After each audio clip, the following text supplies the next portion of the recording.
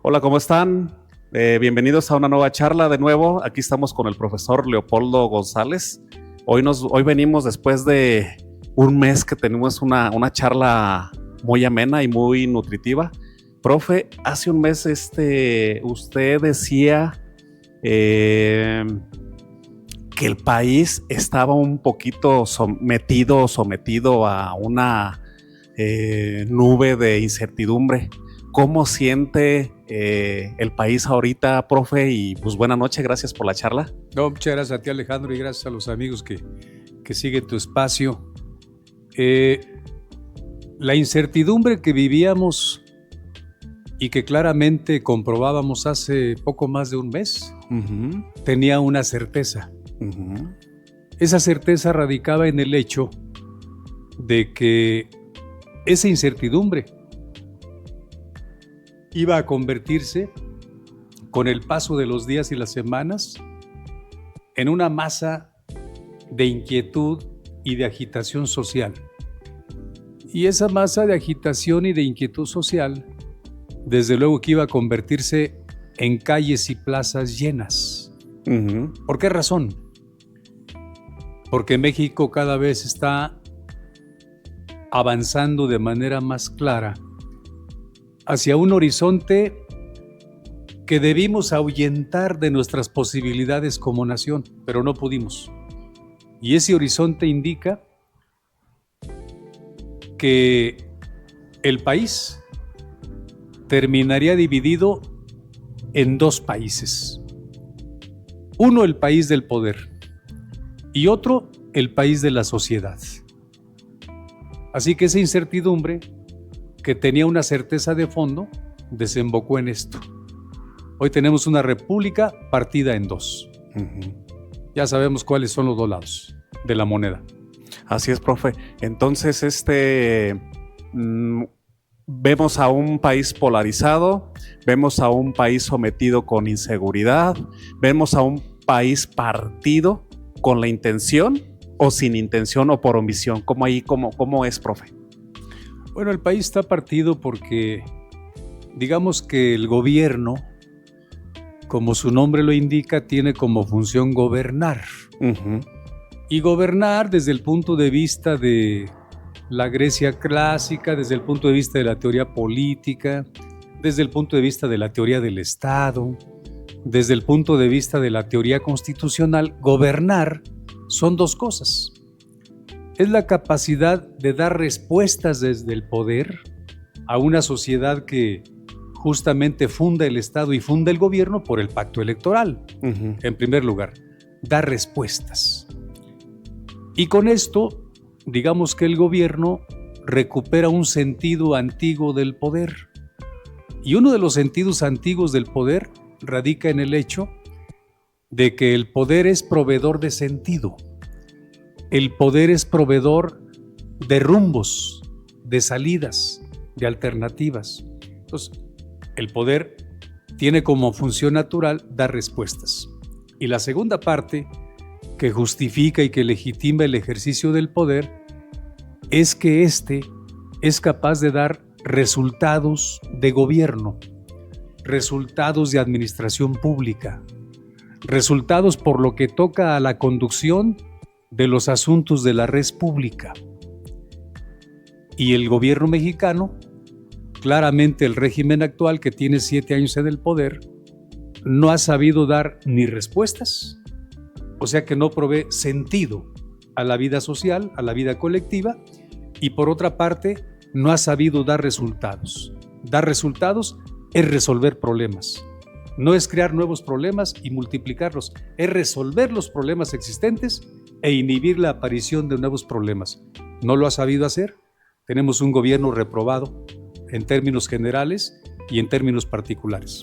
Así es, profe, porque realmente no se puede tapar el sol con un dedo y dándole salidas o reproches y justificaciones a cosas que ya pasaron. Se supone que para eso se candidatearon y para eso levantaron la mano para decir quiero gobernar. Entonces, lo que usted me está diciendo y lo que estamos viendo a todas luces es que no saben gobernar. Ya lo hemos dicho en esta mesa, profe. No saben gobernar, no saben por dónde. Incluso lo decía Aristóteles, tú te vas a someter tú te someterías a una cirugía a una persona que no sabe de medicina, y todos con la sana y con el sano juicio diríamos que no. Entonces, nos estamos sometiendo a gente en la política que no sabe gobernar. Sí, no se puede votar por un cirujano que va a hacer una cirugía de alto riesgo. Sí. No se puede votar por un ingeniero al que se le ha encomendado una obra magna, una obra complicada, una obra que exige verdaderos profesionales. No se puede votar por un profesor, por un maestro, para que dé clases a las mentalidades de hoy, que son las que le moldearían el futuro. No se puede votar por improvisados y por ignorantes para integrar un poder judicial. Uh-huh. No se puede votar por gobiernos que de antemano están siendo calificados como inútiles, porque lo suyo ha sido la grilla y la actitud porril toda la vida, en lugar del oficio de gobernar y en lugar del oficio de administrar. Sin embargo, México cometió ese gravísimo error de elegir a los que hoy tenemos en el poder. Aquí hay otra cuestión que hay que recordar. El poder se gana en el pacto de las urnas para hacer frente a los problemas presentes de la sociedad, para tratar de cuadrar la vida colectiva de acuerdo con una visión ideológica y política. Es para eso que se adquiere el poder, porque además resolver problemas le trae satisfacciones al hombre del poder. Y no solamente resolverlos, arreglar la vida colectiva le trae satisfacciones emocionales, psicológicas, sentimentales y de visión ideológica al usuario y al tenedor del poder. Pero es tan grave el error que cometió el pueblo de México, es tan grave el error que cometió en 2018 y en 2024, que muy pocas veces se da cuenta de ello. El error consiste en lo siguiente: contrató en las urnas a un gobierno federal en 2018 y contrató en las urnas a diversos gobiernos estatales en 2018 y después del 2018, y estos gobiernos resultaron profesionales de la culpabilización del pasado. Estos gobiernos resultaron expertos en crucificar a los gobiernos del pasado. Estos gobiernos resultaron, digamos, sumamente calificados y de primera línea para mandar al paredón verbal a los gobiernos del pasado y a los partidos políticos que no son el de este gobierno. Entonces lo que contrataron en las urnas los mexicanos es a un gobierno que vive culpando a los demás, que vive culpando a los otros y que vive culpando al pasado por lo que él no ha sabido ni ha tenido la visión ni la capacidad de resolver. ¿Y qué es lo que no ha podido resolver? No ha podido resolver el problema de una sociedad con mal humor porque no tiene empleo suficiente y bien pagado y no le alcanza con lo que gana para sufragar sus necesidades. Un pueblo que está inconforme y desagusto porque en el sector de los transportes, del transporte de carga a nivel país, abundan los asaltos en carretera, abundan las extorsiones en carretera, abunda el cobro de derecho de piso por parte de la delincuencia y los chantajes delincuenciales de diverso tipo que tienen asediado y agobiado al sector del autotransporte de carga. Y además está el sector de los productores del campo, también inconformes porque no les respetan su derecho al agua. A muchos pueblos de México, a muchas demarcaciones distritales, distritos de riego en México, y además porque el gobierno no les quiere pagar un precio de garantía justo. Un precio de garantía justo por una tonelada de maíz son 7,200 como está pidiendo el campesino, al que le cuesta sudar su propio sudor y hacer sudar el sudor de la tierra para que la tierra produzca. Y ese campesino vive inconforme, vive irritado, y lo que le quiere dar el gobierno son 6,100 pesos por tonelada de maíz para hacer el gran negocio de la oligarquía gobernante y para hacer el gran negocio de los empresarios cómplices del actual gobierno. Entonces, tenemos un país que se equivocó al votar por este tipo de gente, por esta oligarquía, porque esta oligarquía lo que busca es darle resultados y es darle chequeras clientelares a sus seguidores, no darle solución íntegra, rigurosa y profesional a los problemas de México. Así de sencillo. Así es, profe, porque pues ahora sí que un país, su principal andamiaje pues es la economía. Si la economía no camina, difícilmente el país va a funcionar. Y usted le sabe también ese tema de la economía, profe, ¿por dónde darle? O sea, ¿cómo sería? O sea, si incluso, por ejemplo, creo que hoy en día también le dijeron, no hay dinero para darle a los campesinos. O sea, ese es también por ahí otro de los temas. Pero como dice usted, tienen otros proyectos clientelares que eso es a lo que le abonan. Sí hay dinero para darle a los campesinos. Sí hay dinero para salvar al campo. Sí hay dinero para diseñar e implementar un plan nacional de seguridad para las carreteras. Sí hay dinero para resolver el problema de la informalidad económica. El 54, el 57% de la población que está en actividades productivas, que está en edad productiva, más del 50% están en el autoempleo o en el subempleo o en cualesquiera de las formas de la economía informal. Y entonces estamos hablando de que se trata de un gobierno que en realidad ha capturado la economía del país para sí mismo. Se trata de un gobierno que ha retomado en los hechos la frase de Luis Echeverría Álvarez, una frase de infausta memoria y una frase además de un incompetente en el ejercicio del poder. Cuando Luis Echeverría dijo que desde ahora la economía se maneja desde Los Pinos, y Los Pinos es donde vivía el presidente, quiso decir que la economía iba a centralizarse en las decisiones presidenciales, y lo hizo mal. Es decir, expropió la economía de manera arbitraria. Es decir, tomó decisiones económicas siendo abogado y no economista, porque se puede ser incluso economista autodidacta. Se puede ser financiero autodidacta, se puede ser economista o financiero con el conocimiento básico y mínimo de la ciencia económica y de las finanzas, pero además teniendo buenos asesores en materia económica y financiera. Sin embargo, el problema que estamos viviendo hoy es el problema de la economía a la que le dio un rumbo equivocado Luis Echeverría.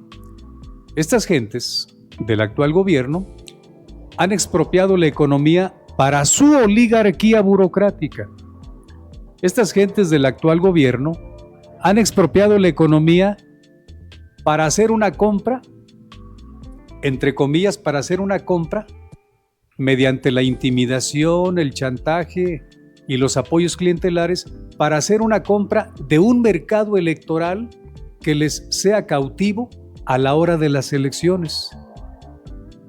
Y qué casualidad que es un mercado electoral que también, antes de la época de las elecciones, sirve para hacer acarreos masivos al Zócalo o a la plaza que convoque el actual gobierno.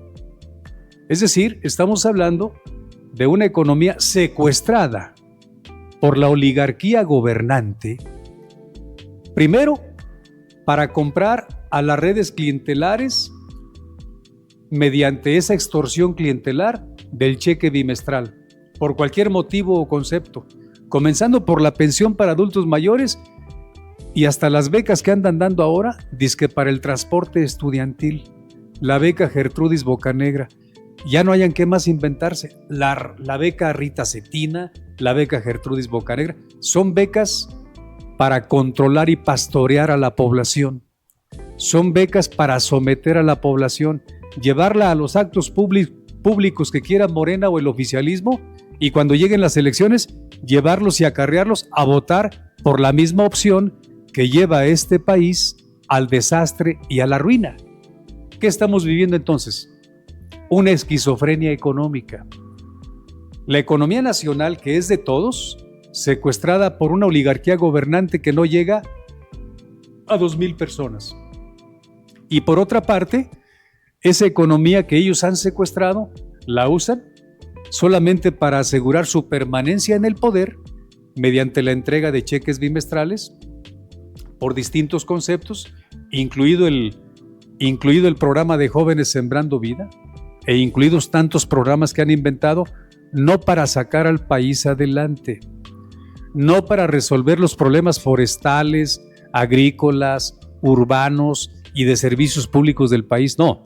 Todos esos programas sociales que han inventado son para crear un corral social y electoral en el cual tener justamente el redil de ovejas que les asegure su permanencia ininterrumpida en el poder. Es decir, estamos viviendo en el corazón o en el ombligo de una trampa ideológica y de una trampa política.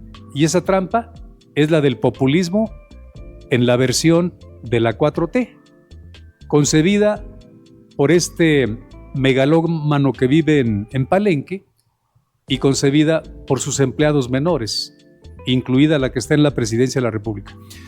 Profe, y dice acarreados, dice gente que tiene ahí postulante, por decirlo así, pero la gente a raíz del 1 de noviembre fue otra cosa, porque sucedió un evento muy catastrófico. Entonces, eso también le dio otra óptica, otra forma de ver a usted a México, porque silenciaron a una persona y de ahí se manifestaron mucha gente para decir, ya no estoy de acuerdo cómo se están llevando los cauces del país. Desde que llegó el Morena y la 4T al poder, ha venido creciendo en el país de una forma sostenida, por un lado, una gran inconformidad frente al gobierno desde el 2018. Y aparejada con esa inconformidad, vino creciendo una gran decepción social dentro de los que votaron por Morena y fuera de la opción electoral de Morena. Y esa decepción vino creciendo porque lo que se les ofreció fue una mentira monumental, y lo que se les ha venido dando como resultado y obra de gobierno es la destrucción de las instituciones del país, es el secuestro de la economía del país, es la apropiación arbitraria de los impuestos de los mexicanos y es la destrucción de la forma republicana y democrática de gobierno.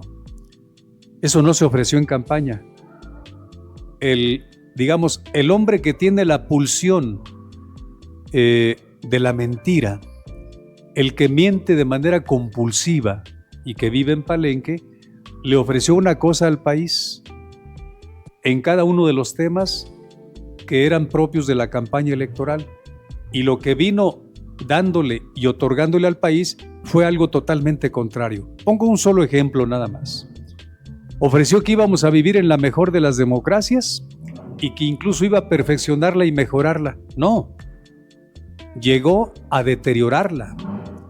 Llegó a consumar el homicidio a la vista de todos de la democracia, al acabar con poderes autónomos, al acabar con la división de poderes y al concentrar todos los poderes en su persona y luego heredárselos a la persona de la que hoy está como inquilina de Palacio Nacional. Entonces, hubo una gran inconformidad, como digo, pero también vino creciendo una gran decepción.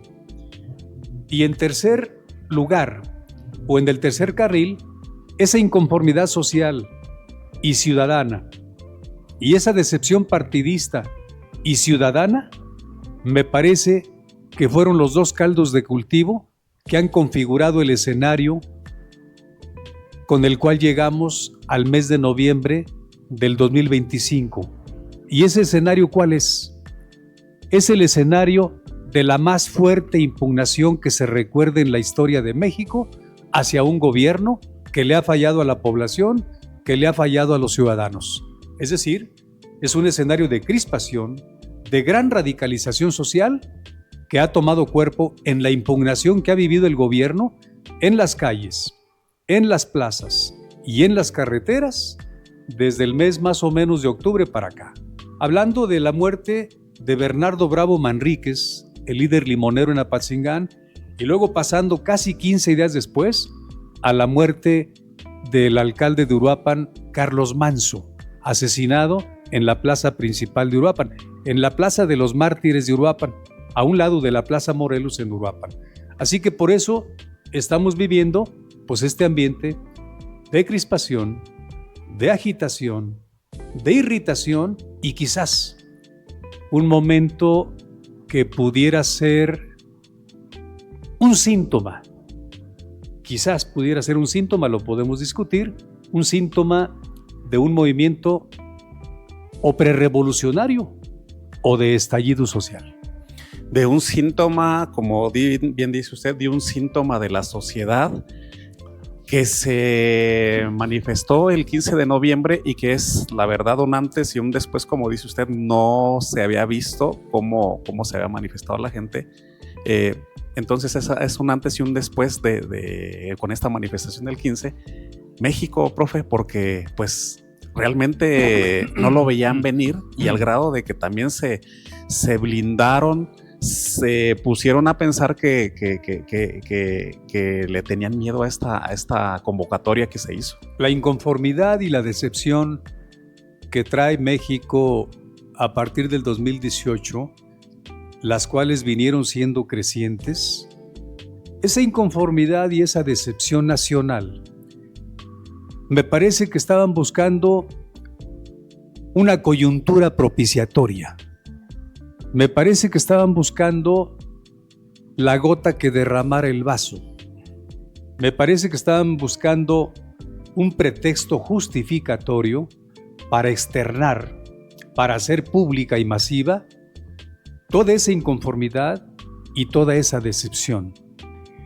Y me parece que la media gota que derramó el vaso de la inconformidad y la decepción nacional frente a este gobierno, la media gota fue el asesinato artero de Bernardo Bravo Manríquez, el líder limonero, desde luego opositor a este gobierno y desde luego muy popular en la zona limonera de Tierra Caliente, de Apatzingán, concretamente rumbo a La Ruana y rumbo a Buenavista. Y la otra media gota que produjo el derrame del vaso, la cual vino poco menos de 15 días después de la muerte de Bernardo Bravo, fue el asesinato de Carlos Manso en Uruapan. Fue la otra media gota que derramó el vaso. ¿Qué pedía y qué decía Carlos Manso? Que Nacho Campos, el exalcalde de Uruapan, le había entregado un ayuntamiento económicamente quebrado, técnicamente quebrado e inviable. ¿Por qué? Pues porque Carlos Manso lo justificó y lo fundamentó en 83 denuncias contra Nacho Campos, uno de los peores presidentes municipales que ha tenido Uruapan. Conozco Uruapan, conozco Paracho y conozco la genealogía política de Uruapan. Uno de los peores presidentes municipales que ha tenido Uruapan, Nacho Campos, por Morena. Bueno, saqueó las arcas municipales. Digamos que de un momento a otro, estando en el ayuntamiento, agrandó sus uñas y agrandó las uñas de cuantos lo rodeaban para sacar casi todas las dependencias del municipio, saquearlas, dejarlas resecas económica y financieramente hablando. Por eso Carlos Manso se quejaba de que le dejó ese Nacho Campos que tiene seguramente relaciones inconfesables, como lo dijo el propio Carlos Manso, seguramente vio que había un riesgo en dejar crecer a Carlos Manso, porque además Carlos Manso, a lo largo de los meses que llevaba en su presidencia municipal, le puso, para que te des y se den idea, nada más 83 denuncias. 83 denuncias por malversación de fondos, por enriquecimiento inexplicable, por peculado y otros delitos contra la función pública contra Nacho Campos. Pregúntame si ha prosperado alguna de esas denuncias, 83. Ninguna. ¿Por qué no prosperan las denuncias? Bueno, pues porque las pandillas tienden a la autoprotección, y más cuando son pandillas de gobierno, oligarquías de gobierno o francas oligarquías criminales. ¿No prosperan las denuncias contra Nacho Campos? Pues porque las instituciones son del mismo partido de Nacho Campos. ¿Cuáles son las instituciones? ¿Quiénes deberían perseguir los delitos? La Procuraduría Fiscal, la Fiscalía General del Estado, la Fiscalía General de la República. Las instancias jurídicas y jurisdiccionales son las que deberían darle seguimiento a esas denuncias que hizo Carlos Manso. Aparte de la Auditoría Superior de Michoacán, no le dan seguimiento y no desahogan los asuntos que tienen pendientes, porque en el fondo lo que está imponiéndose es el instinto de pandilla. Protejo al otro para que el otro, si algún día lo necesito, me proteja a mí. Al fin que ladrones somos, tanto él como yo. Ese es el lema de ese partido. ¿Y qué más dijo Manso? Que pedía seguridad pública, apoyo del gobierno federal y del gobierno del estado para Uruapan. Le dieron una especie de semiapoyo. Le dieron una especie de semirrespaldo, porque hablaba mucho y se notaba mucho lo que hablaba Carlos Manso. Entonces le dieron un poco de apoyo. Le hicieron un poco eco a sus exigencias y a sus peticiones de más seguridad, de más recursos para la seguridad. Entonces, no pudieron responderle cabalmente, no pudieron apoyarlo como debían el Estado, sobre todo el Estado federal, y el gobierno del Estado a lo mejor tampoco alcanzó a apoyarlo como debía, y el resultado es claro. La delincuencia organizada de la región de Uruapan penetra el primer anillo de seguridad de la seguridad de Carlos Manso, lo penetra, lo compra, lo coopta, lo somete y terminan asesinando a Carlos Manso. Ahí están los hechos. Pero ¿cuál es el origen de todo esto? El origen es el vacío del Estado mexicano en materia de seguridad. El origen de todo esto es poner oídos sordos a un reclamo legítimo de un alcalde constitucionalmente electo y apoyado por su población. El origen es la ausencia del Estado. Tiempos estelares de la 4T. Así es, profe. Un vacío donde ya la realidad ya la superó. O sea, el vacío ya se superó, profe. Y ahora sí que el silencio ya está más que insonoro, muy sonoro, porque ya no pueden con ese andanada de asuntos que le sale por aquí, le sale por acá y le sale por acá. O sea, ya la inquilina, dice usted, la inquilina de Palacio, ya no puede con todo, ya no haya ni cómo tapar, ya no, o sea, lo va a superar, profe. O sea, se va a ver rebasada y superada con todo lo que anteriormente se hizo, y pues ya no puede tapar los hoyos. Creo que es muy previsible que el desgaste de la figura presidencial sea creciente y asuma una velocidad de turbo de aquí en adelante. Uh-huh. O sea, va a ser un desgaste creciente y muy notorio. Como embajada. ¿Por qué?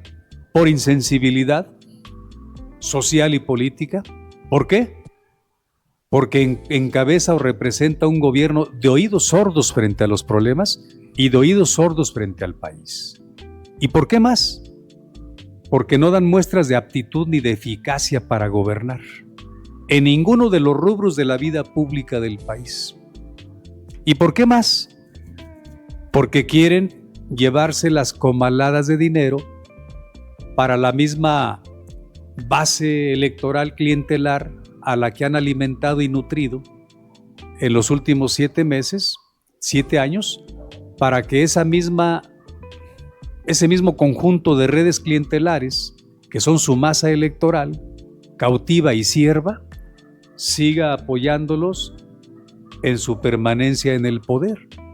Ese es el punto. Pero, de que ha sido rebasada por las razones que ya dije, y de que seguirá siendo rebasada porque la incompetencia que vemos en el gobierno federal es manifiesta, no se ocupa mayor relevo de evidencias ni de pruebas, nomás hay que verla. No dan una en ningún tema. Entonces va a ser creciente este desgaste de la figura presidencial y este debilitamiento paulatino, creciente y letal de la figura presidencial. Por un lado. Por otro lado, me parece que la inconformidad en el país no va a cesar, ni la decepción en el país va a cesar. ¿Por qué? Porque es una inconformidad basada en la falta de capacidad gubernamental para resolver problemas. Y mientras no haya capacidad gubernamental para resolver problemas, la inconformidad será creciente. Una operación sencilla de lógica lo diría. Y si el gobierno no tiene satisfecha a la población toda, sino solamente tiene satisfecho a su mapa electoral de votantes cautivos pagados con cheques clientelares, si solamente eso ocurre, entonces la decepción en el país se va a expandir, va a cundir, va a generalizarse, va a acrecentarse, va a multiplicarse, y todo eso va a dar cuerpo, va a dar forma a una masa de impugnación hacia el régimen que el régimen no espera y seguramente que es para el régimen inimaginable hoy en día. Inconformidad por un lado, decepción por otro lado, dando forma a una fuerza de impugnación de la sociedad y de los ciudadanos hacia el régimen. Hacia ese momento va México.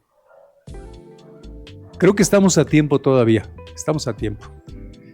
Si el gobierno se pone las pilas, cosa que se antoja difícil, si el gobierno de repente consuma un acto de recuperación milagroso de lo que es la inteligencia política, si el gobierno de repente compra en el mercado, en el tianguis, en la vida pública, 1 gramo de empatía, 1 gramo de sensibilidad hacia lo que está pasando en el país, si esto ocurriera, entonces el gobierno va a mejorar su desempeño, va a mejorar su rendimiento y puede abrirse a hablar con la sociedad para acordar con ella y resolver sus problemas. Eso puede pasar. Pero, profe, ¿cómo tener empatía cuando ya la inseguridad está al borde del colapso, profe? Los empresarios, la misma gente, como dice usted, los mismos clientes de ellos o la misma gente que le están dando, que lo ve del día a día, dice, esto ya no puede estar pasando. O sea, por mucho que le den, no le alcanza. Y déjese de eso, si no le alcanza, de todos modos se lo van a quitar. ¿Por qué?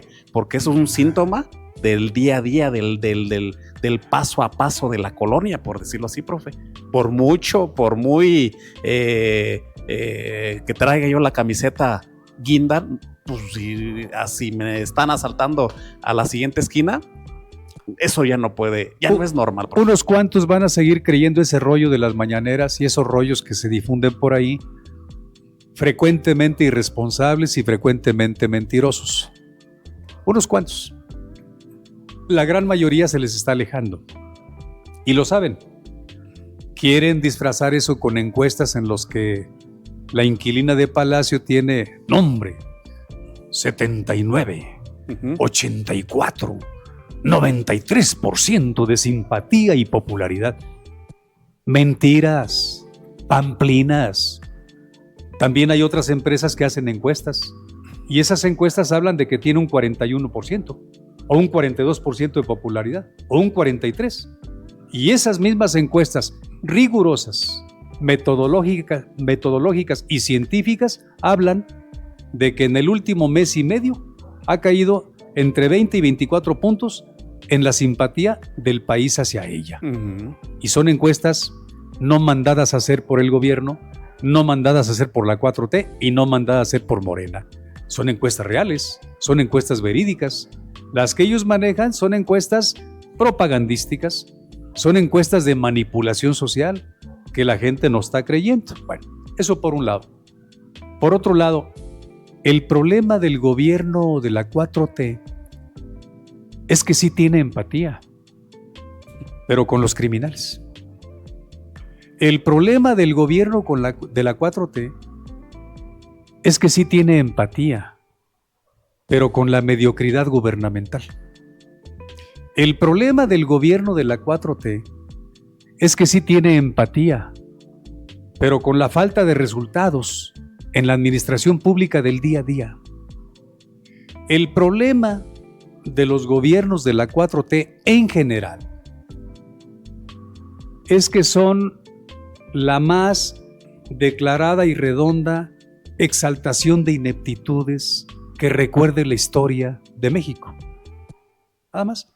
Pues el problema de la 4T es que su empatía está con los negativos, con los déficits, con las deudas históricas y presentes, y no está con el pueblo de México. Si le tuviera empatía al pueblo de México, estaría gobernando bien y el pueblo de México no estaría ni movilizado ni protestando.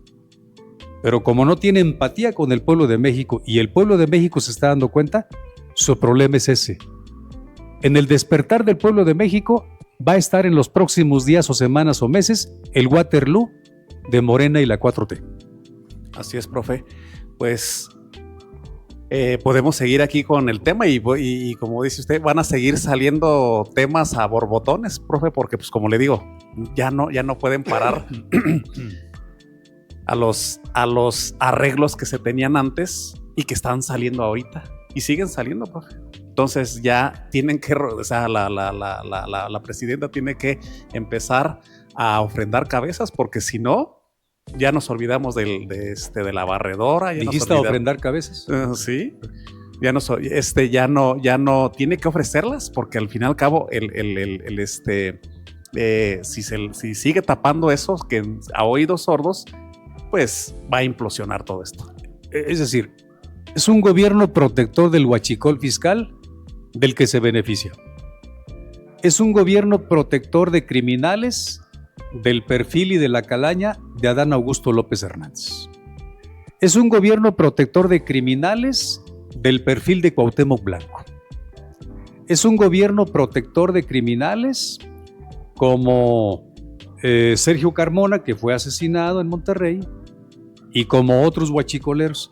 Es un gobierno que en el fondo está lanzándole la cobija a los criminales en el país para protegerlos, pero que no está moviendo un dedo para proteger la economía familiar de las familias mexicanas, que no está moviendo un dedo para asegurar una buena gobernanza en los estados del país, que no está moviendo un dedo para darles resultados a los mexicanos en materia de creación de infraestructura productiva, que no está moviendo un dedo para asegurar el crecimiento económico. México tiene sin crecer 3 trimestres. Y lo que se proyectaba crecer en 2025 no va a ser real. Se proyectaba crecer 1.2, 1.4%. Falso. A la inversa. La economía no se puede leer desde la fantasía. La economía no se puede leer desde el realismo mágico. La economía no se puede leer como un espejismo ideológico. Eso no es la economía. La economía es una ciencia y además es una ciencia exacta. Exacta. Entonces, no estamos creciendo y el dinero ya no les alcanza para tener sometida a la gente con cheques clientelares. Ya no les alcanza. Está desfondado el Estado y está financieramente quebrado y sin crecimiento económico. ¿A dónde va a llegar el país? Si los mexicanos lo permiten, va a llegar al desastre y a la ruina total. Si los mexicanos lo permiten, si los mexicanos se ponen las pilas y deciden ponerle un alto a este tipo de, pues ya no gobierno, perdón que lo diga, desgobierno, si se deciden a ponerle un alto como parece ser el caso, pues van a detener el desastre y la devastación y la ruina del país. Y esa me parece una apuesta correcta y además inteligente y estratégica del pueblo mexicano para no terminar con los niveles de vida que tiene Cuba en la actualidad, después de, digamos, 70 años, alrededor de 70 años de dictadura, y para no terminar en los niveles de vida que tiene el pobre pueblo de Nicaragua, con este dictador de Daniel Ortega y su consorte Rosario Ortiz, y para no terminar con los niveles de vida sumamente deplorables, tristes, que tiene este país entrañable que es Venezuela, con este dictador que es Nicolás Maduro, cuyos días parecen estar contados según la Casa Blanca. Ojalá no lleguemos a eso. Exactamente, profe. Pues como para recapitular, ¿qué se tiene que hacer? Pues usted casi ya lo dijo, profe. Hay que apoyar lógicamente la infraestructura. ¿Cuál es? Pues la economía formal. Apoyar a la gente que sí quiere producir. Incentivar a la gente que sí trabaja. Y a ver, abónele más, profe, porque realmente esas son como las luces verdes que necesita, o las palomitas verdes que necesita este país. ¿Por dónde sí se tiene que ir? Es una equivocación, porque este gobierno lo que quiere es premiar la flojera para asegurar una mayor base electoral. De ahí que estén haciendo la propuesta absolutamente absurda y ridícula de que el país tenga una jornada laboral de 40 horas de trabajo a la semana, cuando la jornada laboral todavía hoy es de 48 horas de trabajo a la semana, los 5 días hábiles de la semana y medio día del sábado, y pagándole el 7º día al trabajador, al obrero. Ah, no, como se trata de una mentalidad electorera para perpetuarse en el poder, pues saben que al mexicano le encanta la fiesta, saben que al mexicano le encanta dormir en hamaca, saben que al mexicano le fascina el descanso, el ocio, etcétera, etcétera.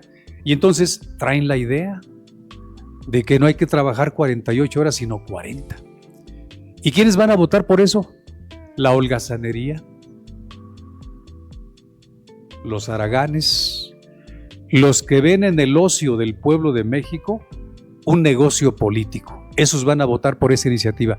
Yo, si fuera diputado federal y si fuera senador, jamás votaría por una iniciativa tan esquizofrénica, tan absurda y tan ilógica como esa, que lo que está intentando es apresurar la quiebra de la economía nacional. Porque una sociedad que no trabaja es una sociedad, y que no ahorra y que no invierte, es una sociedad que va a la quiebra. Y eso sí lo saben.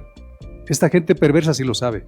Yo también lo sé, pero hay que denunciarlo, porque es una estafa lo que le están haciendo a este país.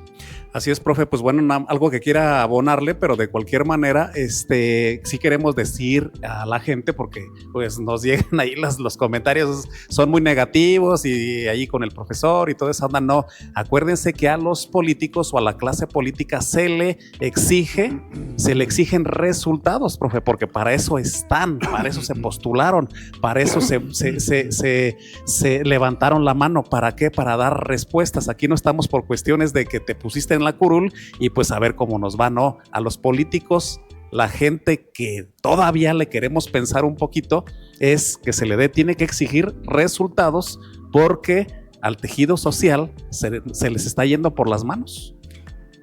Describir la realidad no es negativismo. Describir la realidad, por cruda y dolorosa que sea, no es apostar a una fatalidad discursiva o de palabra. Describir la realidad que vemos, que vivimos y que estudiamos no es apelar a una mirada negra y oscura, no. Describir la realidad es parte de los lineamientos del pensamiento crítico. Y si algo tiene el pueblo de México, es que en 7 años ha perdido mucho del pensamiento crítico que lo caracterizaba. Por fortuna, no todo el mundo en México está perdiendo el pensamiento crítico. Así que mi respuesta es esa. Si queremos ver luz, hay que construir la luz. Si queremos ver filtros de luz, hay que construir filtros de luz. Si queremos ver ventanas de oportunidad y de positividad, hay que construir ventanas de oportunidad y de positividad. Desafortunadamente, lo que se está construyendo en el pueblo de México a partir del actual régimen son filtros de oscuridad, son bancos de obscuridad y cosas que impiden ver hacia el mañana. Así que yo termino con una frase para la gente que nos hace favor de escribirnos, y yo les agradezco que nos escriban. No queremos hacerles pasar un mal rato, no queremos incomodar las buenas horas de ocio o de descanso o de lectura o de vista de la televisión que tengan. No queremos incomodar. Esa no es la misión de este programa. La misión de este programa, hasta donde te he entendido, es hacer pensar y estimular el pensamiento crítico. Creo que para eso me invitas. Yo voy a terminar con una frase de un politólogo del Cono Sur. Se llama Marcos Kaplan. Y así, para estimular más el pensar de los amigos que nos están viendo, de las amigas que nos están viendo. Un pesimista no es sino un optimista bien informado. Y lo dijo Marcos Kaplan. Eso es lo que intento ser. Así es, profe. Pues sí, ya escucharon aquí al profesor politólogo, que realmente tiene una agudeza mental y una agudeza para poder ver cosas que se nos escapan a veces a la gente de a pie. Entonces pueden seguirlo en Letra Franca, en sus redes. Uh-huh. Ahí tiene su boletín. Suscríbanse al boletín de aquí del maestro. Sí, que nos hagan favor de suscribirse, nos haría mucho favor. Y les llega, lo escribe cada... Les llega a su celular. A su celular, y también escribe, pues, ¿qué? 2 días a la semana, profe, ¿o lo sube? 2 o casi 3 días a la semana a veces, y aparece un podcast ahí, a veces 2 a la semana. Así que tenemos 5 o 6 productos a la semana para que les lleguen a los que se suscriban. Y la suscripción no es muy cara. Una suscripción de por vida, a lo que yo pienso, digo y escribo, es una suscripción que les cuesta 3,000 pesos, si no mal recuerdo. Y eso los vuelve miembros fundadores de mi boletín y mi podcast. Uh-huh. Y otro plan es un plan de suscripción a 3 años. 3 años disfrutar o padecer, si ustedes quieren, mis boletines, mis podcasts y todos los textos que yo produzco. Son 3 años y son 1,500 pesos. Y parece que el plan menor es el de 300 pesos. Parece que les da derecho a 3 meses de acceso a mis contenidos. Uh-huh. Y el cuarto plan es el plan gratuito. Uh-huh. Asomarse cuando puedan a lo que yo escribo, a lo que yo digo. Uh-huh. Pero ojalá me hagan favor de suscribirse, porque también para estar trabajando con una escala de palabras, con una escala de ideas, hace falta que la gente financie este tipo de empresas, este tipo de proyectos y este tipo de vocaciones como la que yo tengo. Y voy a citar a un teólogo, no sé si guste o no, pero es Santo Tomás de Aquino. Santo Tomás de Aquino dijo una frase muy buena: para el ejercicio de la virtud se requiere un mínimo de bienes. Uh-huh. No se olviden de eso y suscríbanse a mi boletín. Así es, profe, sí, ¿no? Y muy bueno. Y si no tomo, sígalo en radio, también está usted, está en periódicos, usted le escribe bien y sabroso, profe. Entonces, por eso, como usted dice, por eso lo invitamos. ¿Por qué? Porque nos hace pensar, profe. Entonces yo le agradezco el tiempo, le agradezco la disposición, profe, y pues muy agradecido con usted y con la gente que nos ve a través del ente. No, el agradecido soy yo contigo y con el auditorio. Gracias. Así es, pues buena noche y hasta la próxima. Gracias.